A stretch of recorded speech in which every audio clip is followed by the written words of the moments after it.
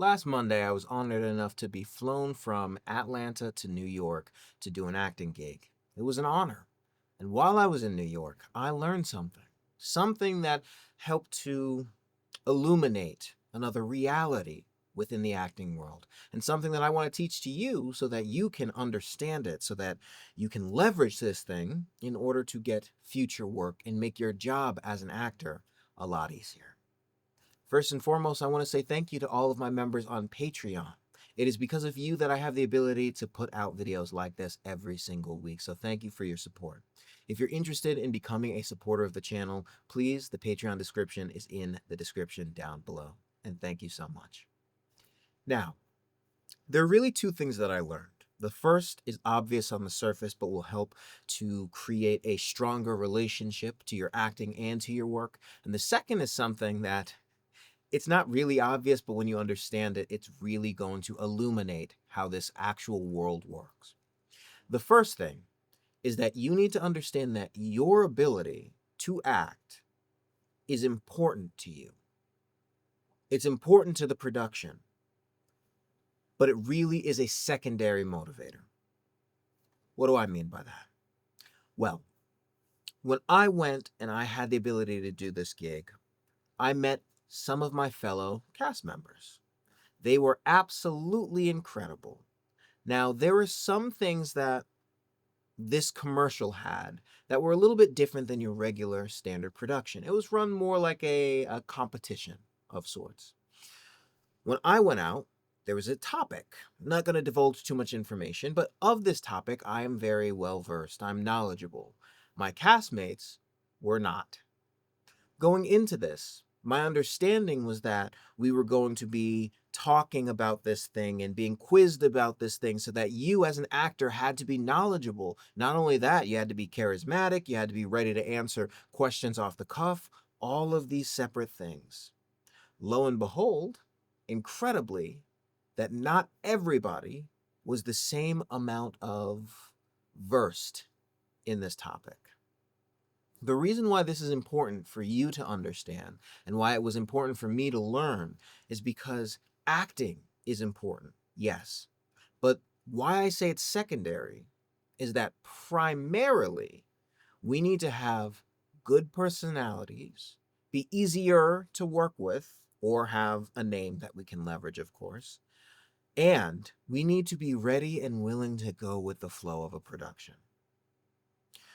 The reason why a lot of my castmates were brought into this production, of course, I can't say I'm not on the casting team, but they were incredible people. When I say they were easy to talk to, we had a great time, we immediately hit it off, there was no awkward tension, no awkward conversation. Everybody was just immediately ready to talk and ready to go with the flow and ready to laugh and share stories and just have an amazing time.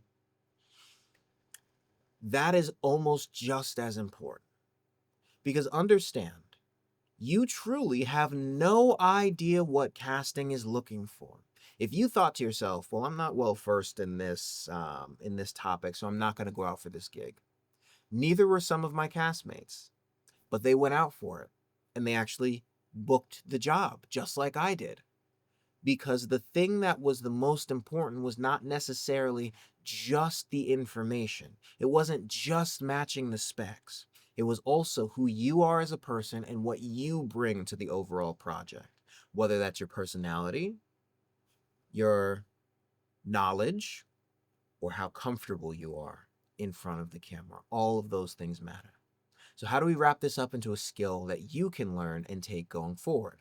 That skill and that understanding would be that your acting ability and your craft is important, but more important is being a good, professional, down to earth, ready to go with the flow human being. Because when you combine those two things, you are dangerous to get on set. Now, that was the thing that was obvious. It's kind of out in front, but something that we can learn every single day. What is the thing that is not the most obvious unless you're in this? Well, that is the fact that something will always inevitably go wrong on set. Before I get into that, I want to say I have finished and published my first voiceover course. This is voiceover for beginners, and it tells you everything that I wish that I knew when I was first getting started.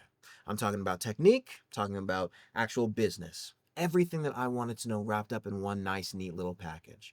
Right now, it's on a promotion for $50. If you're interested in getting started on the right foot to start pushing your career forward, it's down in the description below. And thank you. Now, the last thing, something will always go wrong on set. I've been so far in one television show as a guest star, two short films, one being supporting, one being lead, and two commercials, both being on-camera principal. In all of those projects, something has inevitably gone wrong. And that's just on camera. For voiceover, I've been in one Netflix production, I've been in three video games. And again, something inevitably went wrong in every single production.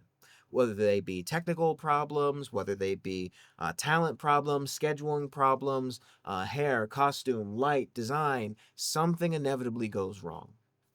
That is the name of the game. When it comes to any creative project, something will go not according to plan because we can't plan everything.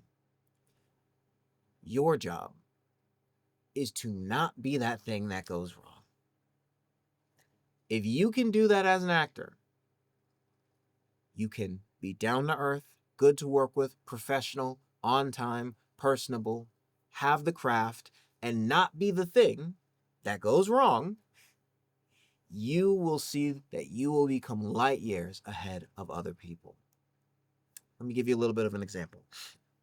I was on a commercial shoot, had to bring your own wardrobe.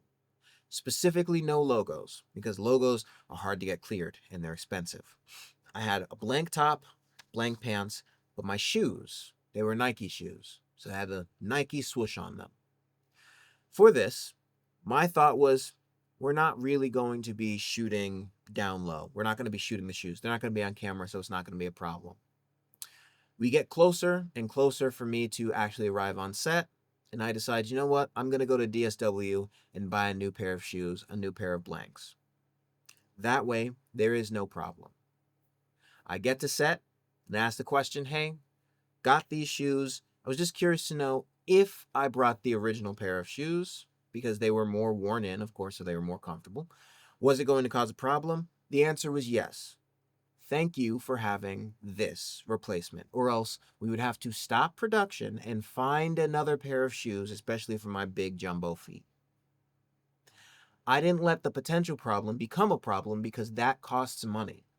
These are $1,000,000 or $100,000 projects with hundreds of moving parts. I mean, you're juggling dozens of people. Don't be the person that causes the problem. And if you don't want to be the person that causes the problem because you want to have the information going forward into set, I highly recommend you look into that voiceover for beginners course that walks you through the things that you can do and the knowledge that you need to not be the problem on set, so that you can wrap this back in a pretty little bow and make sure that you have the craft, yes, but you're a professional, easy to work with, easy going, go with the flow kind of person, and you understand that your job is to not be and cause the problem on set, because inevitably there will be a problem. It is just a part of this whole beautiful artistic endeavor that we are a part of. With that, thank you for your time. Hope you learned something today, and I'll see you in the next video.